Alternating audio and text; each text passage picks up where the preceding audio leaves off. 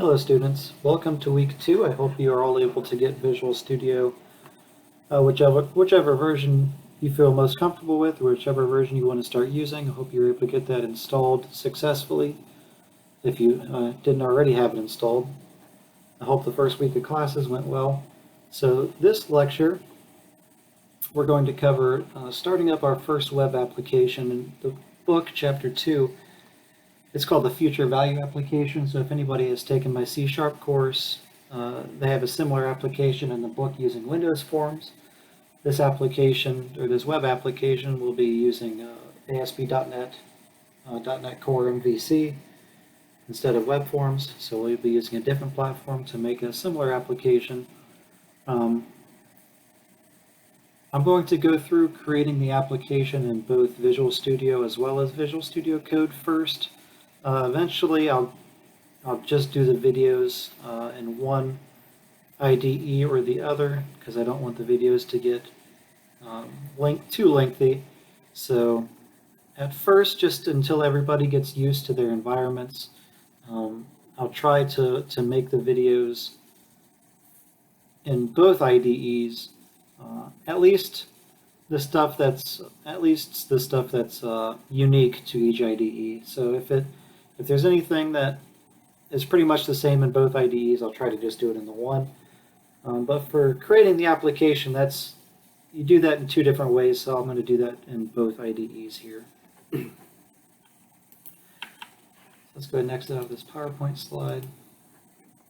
So the first thing I'm going to do is I'm going to create a new MVC application in Visual Studio. So let's go ahead and open up Visual Studio. I'm going to go ahead and continue without code. Let me drag Visual Studio over.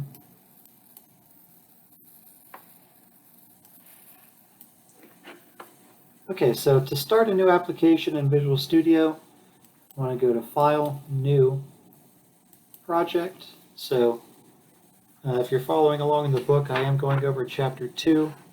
It starts around page 41, I believe, 39.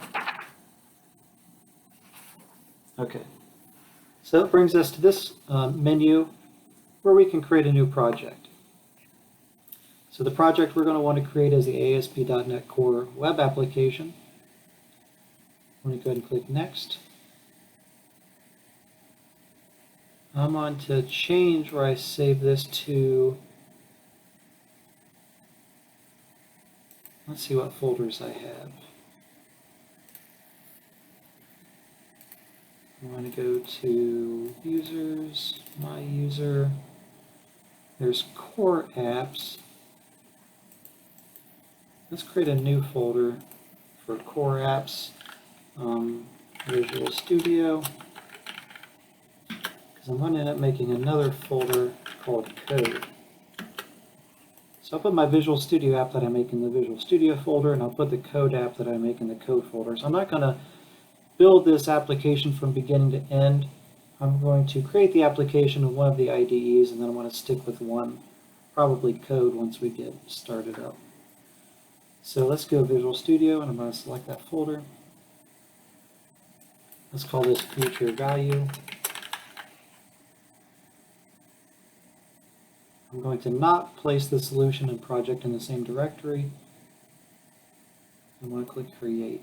So the reason why I don't stick the solution and the project in the same directory is because if I want to make more than one project in my solution, then I don't want that solution file to be in that directory. I want it to be outside of that directory. So that's why I do that. I could either go empty or a model view controller web application. I'm going to go ahead and do the model view controller one. And I'm going to update this to ASP.NET Core 3.1. So I want to make sure that the correct version of ASP.NET Core is installed for this application, and I'm going to click Create.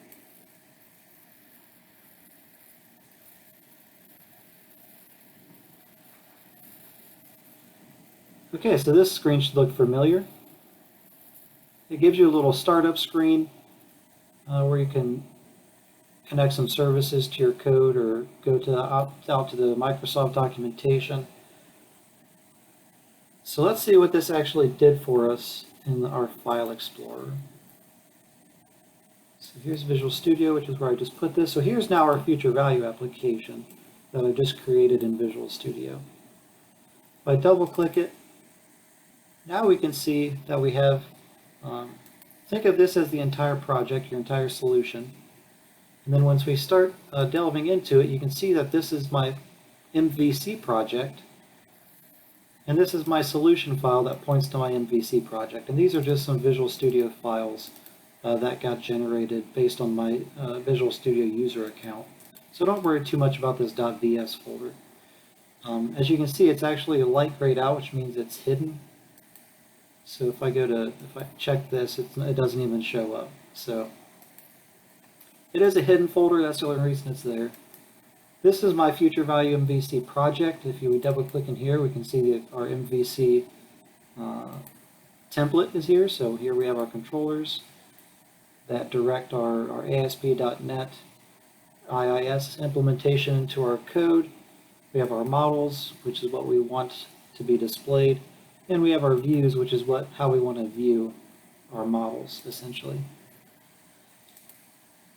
And then we also have our startup and our program.cs. So if we go here to the program.cs, we can see that this is no more than really a console application. So we have a public static void main. And then from our public static void main in the middle, we have some methods that register any services or our host environment here. So we say go ahead and create our host based on the arguments we give you and when it's called in the console, build it and run it.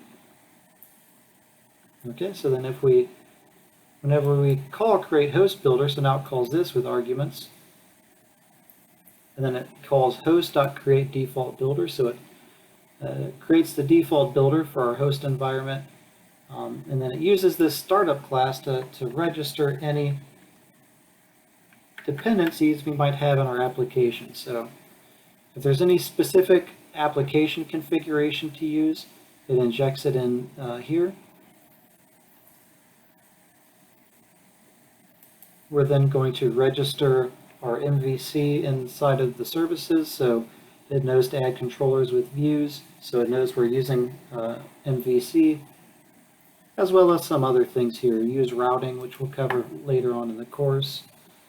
Use authorization, so there's an ability to have some sort of authorization built into this. Use static files, so that tells it that we want to be able to use things like CSS and JavaScript. HTTP redirection, so the ability for HTTP to redirect to different endpoints and things like that. Here's different endpoints we can use. There's a default endpoint, which is home index, so essentially that's the home page of our application, which is our default endpoint. So here's all of this sort of middleware we have to create when we create our application. Okay, so that's it in Visual Studio, making a new application. So as we can see, when we create this in Visual Studio, it gives us this solution file for us, and when we come to Visual Studio Code, we'll find out that it's a little bit different. So let's exit out of this. I'm going to go ahead and exit out of Visual Studio. And let's go to code. So I'm going to go ahead and open this back up. I'm going to open up the code folder that I made earlier. So I want to put my MVC application here, and you remember me saying last week in the last video, if we right click here, we can, if you installed Visual Studio Code, there was a checkbox to be able to open a folder in VS Code. So if you really don't like the command line for whatever reason, number one, if you don't like the command line, you're probably going to have a bad time with Visual Studio Code. But this is definitely another way you can open folders if you don't want to do it via the command line. If you remember the code space period command that I ran last week in the last video. So this is another way to do it, and it will actually open this folder in Visual Studio Code. So here on my other screen, now I have a Visual Studio Code editor. and the folder is blank. It doesn't have anything in it. So if we remember from last week, there's really no templates or file new project in Visual Studio Code. So instead of going through the prompts like we do in Visual Studio, what we want to do is bring up a new terminal. So we can either go to Terminal, New Terminal, or we can simply hit Control-Shift plus the tilde here. So Control-Shift tilde. Oh, nope, I must need to hit a function key on my keyboard. Okay, and that brings up my terminal. And now we can see that I'm going to be using the command line in this code folder. And in this code folder is where I want to put my application. So if you remember using the .NET CLI from last week, I want to say .NET new MVC. And that will create a new MVC application project in this folder. And before I do it, I'm trying to think. Let's not do that quite yet. Let's go back here in our code folder. And I want to make the same kind of folder structure that we had in Visual Studio. So I want to say this is called future value. So we had this solution level file, or folder, I'm sorry. And then within that, we had a folder for our particular project. So let's go ahead and create a new folder again called future value, which will be the project or our MVC project.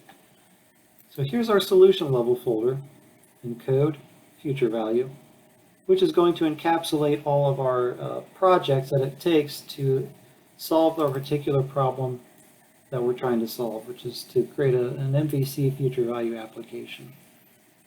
So now that we have a subfolder to put our project in, we can put our MVC project here. So let's go ahead and CD into our future value folder. And then we want to CD again into the next future value folder. And then from here we can say .NET new MVC. So then that'll run the script. It'll create all of our files and folders for a new MVC application. It looks like it succeeded. Now we should be able to click, and then here is our project structure that we had in our Visual Studio. So now if we open something like controllers, home controller, we can see here we have everything we had in Visual Studio. It's the same. So it takes a second. It's going to prompt us and say, would you like us to add in the required assets to build? I'm going to say yes. So it's going to add in some things to be able to run this application in Chrome. So whenever we come over here and click Run and Build, it added in those in this .vs code folder. So it added in this launch and task.json. So now let's go into our folder structure again and see exactly what that created for us. And let's compare. So let's go to Core Apps. We have Visual Studio. Here's what Visual Studio made for us. It made future value, and then it made a Visual Studio file for us, our MVC project, and our solution. So if we click into here, and here's our MVC project again. So let's go back to what our Code app did for us. So here's Core Apps. Let's go to Visual Studio Code. So here's VS Code, so it's kind of the same. It has this hidden folder, except I don't think this one is hidden. It doesn't make this one hidden by default. So if I go here and view, that's actually there.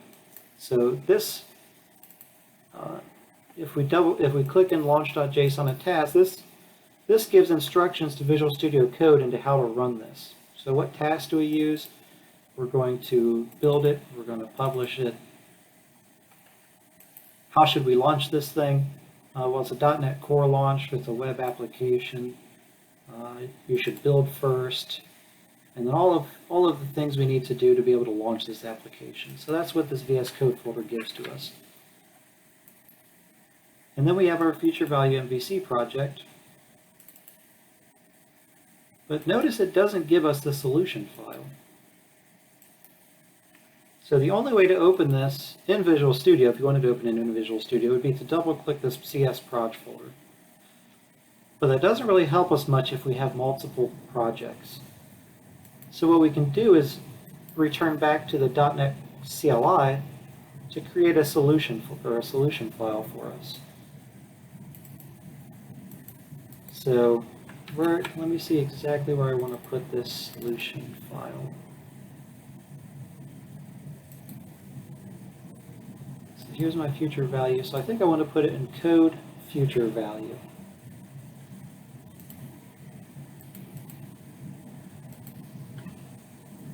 So here's our overarching solution folder. This is our project folder, so I want to add a solution file right here. So let's go back and cd into the previous directory in which we're in. So it should go into this first future value folder. Okay, and here is where I want to add in the solution. So I want to say .NET new SLN for solution. This should be fairly fast. All it makes is a simple solution file with a few lines in it. And notice the template solution file was created successfully. So now let's go back to our file folder and see what that did for us. So now we have this future value.solution. Let's go ahead and let's open this with Notepad, see what it gives us. So here we have our solution. Here's the Visual Studio version, which doesn't mean much since we're using VS Code. And then there's some other stuff in it. But the main thing we're missing is the attachment to our MVC project. So we actually need to go in and add and tell this solution to look for our project. So let's go back to our .NET CLI. And then we're going to use the .NET CLI again. Let's use .NET Help. See if it gives us any. Add a package.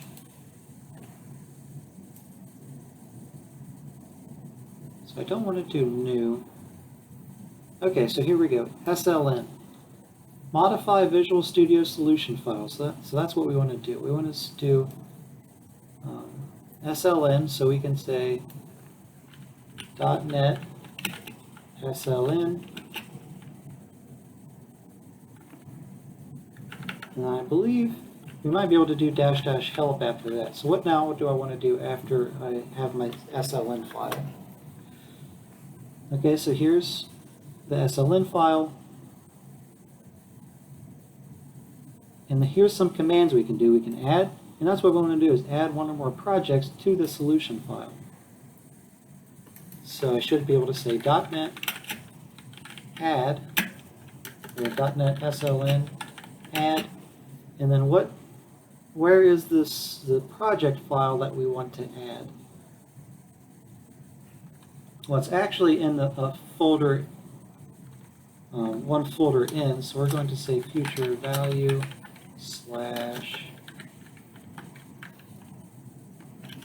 Okay, so I tabbed, and now it's giving me some of the files in that future value folder. So what I want to do is say future value .csproj. And then to make sure that it finds the file, you can actually tab, and you can see that it's found this file now. So I'm going to use a .NET CLI to .NET SLN add future value.csproj, and I'm going to hit enter. And notice that the project, my MVC project, was now added to my overarching solution. So if we go back, let's open this solution file again. This file has been modified. Would you like to reload it? Yes. And now we can see that, my project has been loaded within the solution folder, or solution file. So it might have seemed like a lot to use Visual Studio Code, but I kind of took my time and tried to show you guys how to add a solution file and how to add a project to it. That way, what this does is if you want to open in Visual Studio, you can come here and open it in Visual Studio as well. So you can kind of flip-flop back and forth between Visual Studio and VS Code here. So now if I want to add in another project, I can simply add in a project in another folder and then tie that back to my solution again. Okay, so that is how to start two different projects, one in Visual Studio and one in .NET Code, or Visual Studio Code, sorry, VS Code. So in the next video, we're going to dig more into how the MVC architecture works. So I hope this video was helpful, and I'll see you in the next one.